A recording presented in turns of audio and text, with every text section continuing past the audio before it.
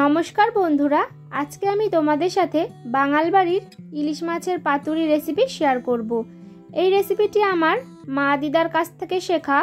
আর এই ইলিশ মাছের পাতুরিটি গরম ভাতের সাথে খেতে এত অপূর্ব লাগে যে না বানালে বুঝতেই পারবে না। তো চলো রেসিপিটিও তোমাদের সাথে শেয়ার করি। ইলিশ মাছের পাতুরি বানানোর জন্য আমি এখানে দুটো মাঝারি সাইজের ইলিশ মাছ নিয়েছি।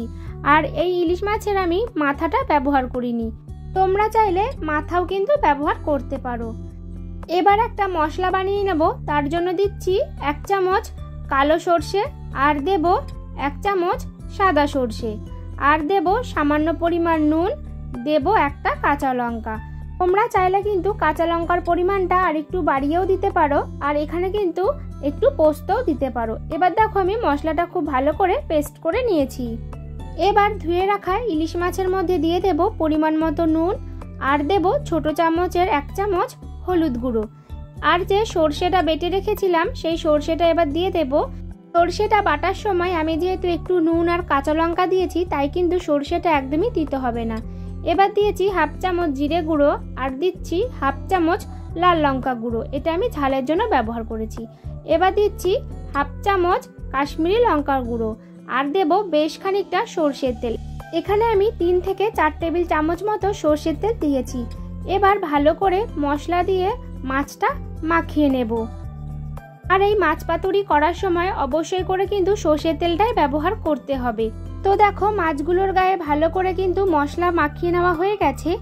এবার একটা কলা পাতা নিয়েছি, আর এখানে দেখো আমি কলা পাতার যে সামনের দিকের অংশটা থাকে মাথার দিকের, সেই অংশটাই কিন্তু আমি ব্যবহার করেছি।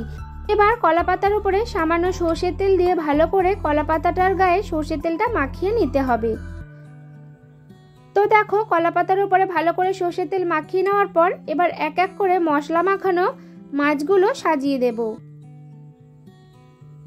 কলা পাতার মাঝের দিকটাই কিন্তু ব্যবহার করতে হবে, আর মাঝের দিকটাতেই কিন্তু মাছগুলো সুন্দরভাবে সাজিয়ে দিচ্ছি।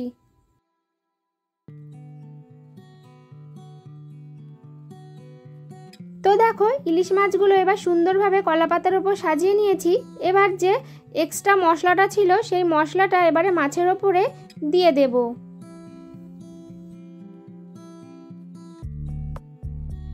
যেই কড়াইটাতে আমি মাছ পাতুরি করব সেই কড়াইটা নিয়েছি, তার উপরে প্রথমে একটা পাতা দিয়ে দেব।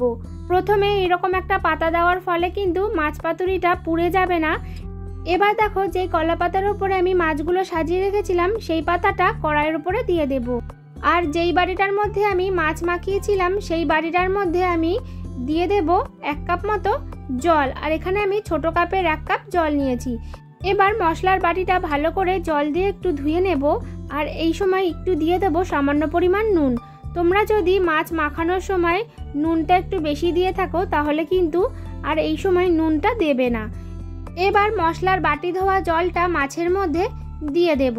তোমরা যে যেরকম মাছের গ্রেভি রাখতে চাও সেই অনুযায়ী জল দেবে। আর এখানে কিন্তু আমি পরে আরও 1/2 কাপ মতো জল অ্যাড করেছি। এবার মাছ পাতুরির কড়াইটা গ্যাসের ওপর বসিয়ে দেব, আর এটা মিডিয়াম ফ্লেমে 10 মিনিট মতো একটু রান্না করে নেব। 10 মিনিট পর যখন দেখবে মাছের ঝোলটা এরকম ফুটে উঠেছে তখন গ্যাসের ফ্লেমটা একটু বাড়িয়ে দেবে, আর হাই ফ্লেমে 5 মিনিট মতো রান্না করে নেবে। আর এখন দেখো আমি বেশ কয়েকটা গোটা কাঁচা লঙ্কা দিচ্ছি। এখানে আমি 4টে মতো কাঁচা লঙ্কা দিয়েছি। আর এই মাছের ঝোলে সেদ্ধ হওয়া কাঁচা লঙ্কা কিন্তু গরম ভাতের সাথে মেখে খেতে দারুণ লাগে। এবার গ্যাসের ফ্লেমটা মিডিয়ামে করে রেখে 15 মিনিটের জন্য ঢাকা চাপা দিয়ে দেব। 15 মিনিট পর ঢাকা খুলে নেব। তো দেখো মাছের ঝোলের পরিমাণটা কিন্তু এখনো অনেকটা রয়েছে। তো এই সময় কিন্তু মাছগুলো এক এক করে ছোট চামচের সাহায্যে একটু উল্টে দিতে হবে, যাতে দুটো সাইডে কিন্তু আমাদের ভালোভাবে রান্না হয়ে যাবে। খুবই সাবধানে কিন্তু মাছগুলো উল্টাতে হবে, যেহেতু মাছগুলো প্রায় সিদ্ধ হয়ে গেছে।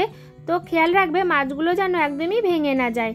যেহেতু মাছের ঝোলের পরিমাণটা এখনো অনেকটাই রয়েছে, তাই আবারও আমি 10 থেকে 15 মিনিটের জন্য হাই টু মিডিয়াম ফ্লেমে একটু ঢাকা দিয়ে দেব। এর ফলে কিন্তু মাছের গ্রেভিটা অনেকটাই কমে যাবে। তো দেখো আবার আমি 10 থেকে 15 মিনিট পর ঢাকা খুলে নিয়েছি। তো দেখো মাছের ঝোলটা বেশ গামাখা গামাখা হয়ে এসছে, আর মাছের তেলও কিন্তু উপরে ভেসে উঠেছে। দেখো ইলিশ মাছের পাতুরি কিন্তু একদম রেডি হয়ে গেছে। এই সময় গ্যাসের ফ্লেমটা অফ করে দেব। আর এই ইলিশ মাছের পাতুরি গরম গরম ভাতের সাথে সার্ভ করব। গরম ভাতের সাথে এই ইলিশ মাছের পাতুরি কিন্তু খেতে জাস্ট অপূর্ব লাগে। যারা ইলিশ মাছ আর মাছ পাতুরি দুটোই পছন্দ করো তারা অবশ্যই একবার এই বাঙাল বাড়ির ইলিশ মাছের পাতুরি রেসিপিটি ট্রাই করো।